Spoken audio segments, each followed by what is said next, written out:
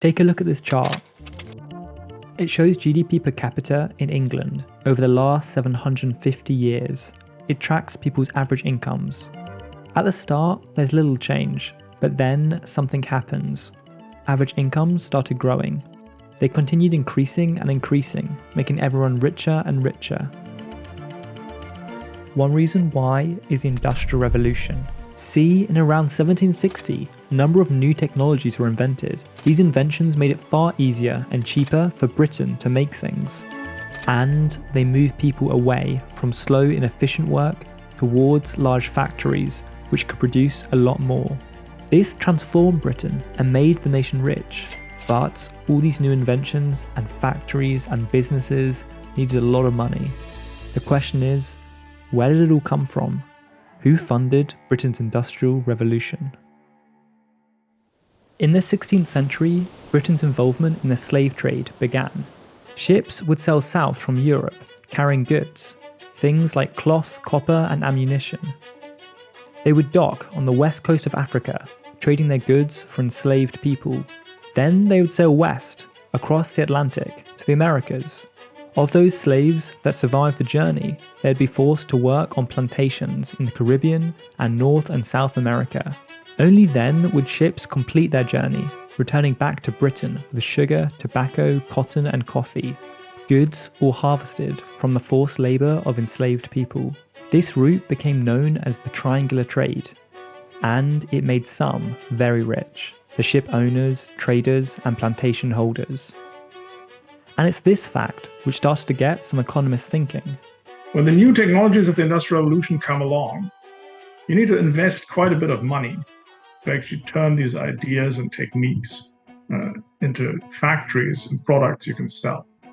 And in some places, locally, some of this scarcity is being relieved by all this cash that keeps coming from the Caribbean.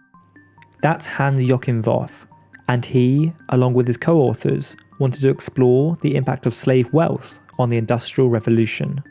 They created a hypothesis that areas with lots of wealth from slavery would be the same areas which developed quickest using money from the slave trade. But there was a problem. Economists need data to test the hypothesis. In this case, they needed information about all these slaveholders. Thankfully, historians from University College London had already spent a decade sorting through slave records, which the economists could use. In particular, they used documents like this. It shows a list of jobs: tradesmen, field labourers, domestic staff, and next to them a list of prices. But this isn't the cost of their services or their wages. No, it's a list of values.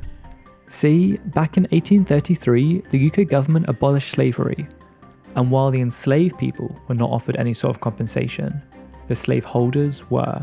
This document details just how much was offered to slaveholders to compensate them for losing their so-called property.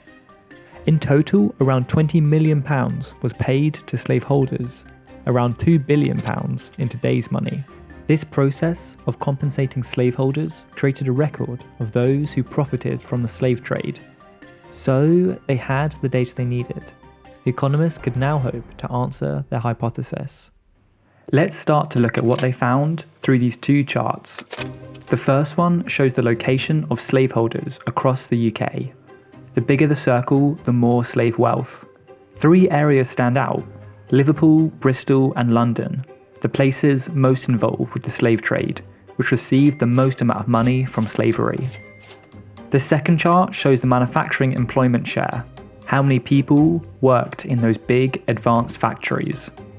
Here, the darker the region, the higher the manufacturing share. Some of the same areas stand out.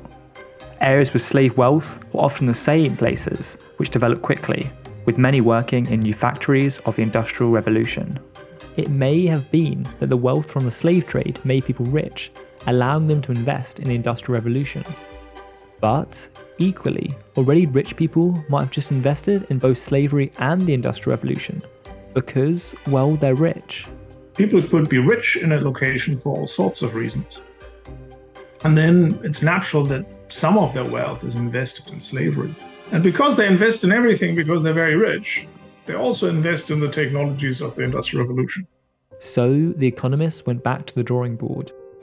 They found they could estimate who got rich from the slave trade by using records of the weather. See, if there were good winds, it would be much more likely slave voyages would be successful, making the slave holders lots more money. With this new approach, they found slave wealth accelerated growth by about 10 years. Significant, but not a massive amount. So we're not going to try to claim that the Industrial Revolution is all about slave wealth, and without it, it couldn't have happened. Clearly, our estimates don't bear that out, and that would be the wrong message. What it does seem to suggest is that it accelerates it. So it's not the whole story.